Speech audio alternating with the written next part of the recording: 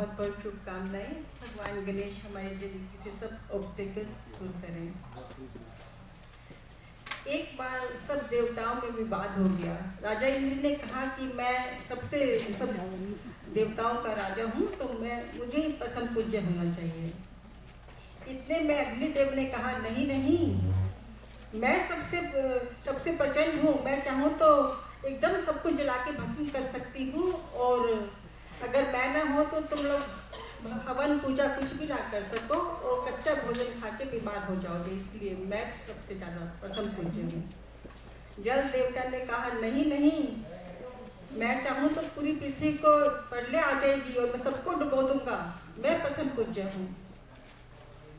वरुण देव ने कहा नहीं नहीं, मेरे बिना तो तुम लोग जिंदा ही नहीं रह सकोगे, सांस भी नहीं ले सकोगे, और मैं चलता हूँ तो तुम सब जीवित हो, इसलिए मैं प्रथम पूज्य हूँ। ये बहुत बड़ा विवाद का कारण हो गया। तो सबने सोचा कि चलो इसका निदान करते हैं, और सब मिलकर महादेव के पास गए और महादेव से कहा कि आप ही हमारी समस्या का निदान कीजिए कि हमें प्रथम पूज्य कौन होना चाहिए। महादेव ने सोचा कि अगर मैं ऐसे ही किसी को कह दूं कि तुम प्रथम पूज्य हो तो बाकी सब देवता मुझसे रुष्ट हो जाएंगे, इसलिए उन्होंने कहा कि चलो एक प्रतियोगिता रखते हैं। जो 68 करोड़ तीर्थों का परिक्रमा करके आएगा वो ही प्रथम पूज्य होगा। सबने अपने अपने वाहन बुला लिए। ऐरावत हाथी आ गया, उच्छ्रवा घोड़ा आ गया, शेर, हाथी, चीते सब आ गए। कार्तिकेय का मयूर भी आ गया और सब निकल पड़े थे परिक्रमा करने को।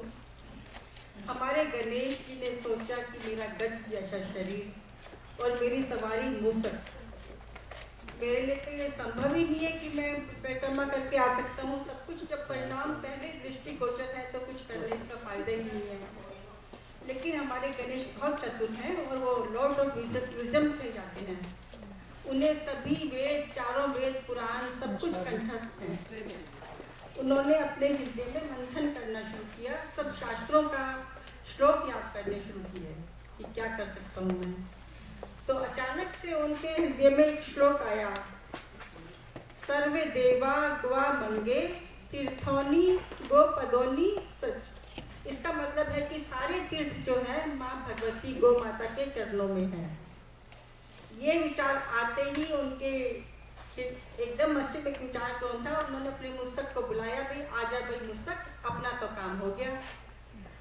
गणेश जी ने देखा कि धर्म का प्रतीक नंदी भी महादेव के पास विराजमान है और भगवती गौ माता भी गौरी की बगल में है, और उन्होंने अपने मुसक को बुलाकर उस पर सवारी करके और उन्होंने उन सबकी 3 परिक्रमा ले ली और आकर खड़े हो गए। महादेव ने कहा क्यों भाई गणेश तुम नहीं गए? उन्होंने कहा जी मैं तो कर नहीं चुका। तो महादेव ने पूछा वो कैसे? उन्होंने कहा आप ही ने तो कहा है ना, तीर्थानी गोपदोनी सच, कि सभी तीर्थ जो है गौ माता के चरणों में है। मैंने तो गौ माता के साथ आप मैया भी है, माँ गौरी भी है, महादेव जी भी है और नंदी भी है। मैंने तो आप सबके 3 परिक्रमा कर लिए, तो एक्स्ट्रा बोनस हो गया ना, मेरा तो काम हो गया। महादेव जी गणेश जी की चतुराई से बहुत प्रसन्न हुए और उन्होंने उनको सर्वप्रथम घोषित कर दिया।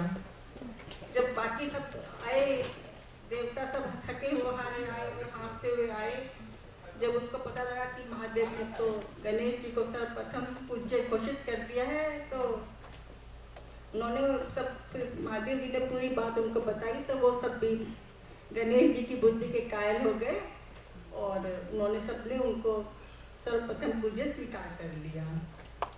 जब मैं छोटी थी तो मेरी मम्मी ने ना मुझे एक बात बतलाई थी कि बेटा जब भी तुम कोई घर में कुछ शुभ कार्य हो, शादी ब्याह हो, तो पहला निमंत्रण गणेश जी को दो ताकि सब काम निर्विघ्न होते रहें। और मुझे एक मंत्र भी दिया था, गाये गणपति जग बंदन, शंकर सुवन भवानी के नंदन, सिद्धि सदन गज बदन विनायक, कृपा सिंधु सुंदर सब लायक, मोदक प्रिय मुद मंगल दाता, विधा विधि बुद्धि विधाता।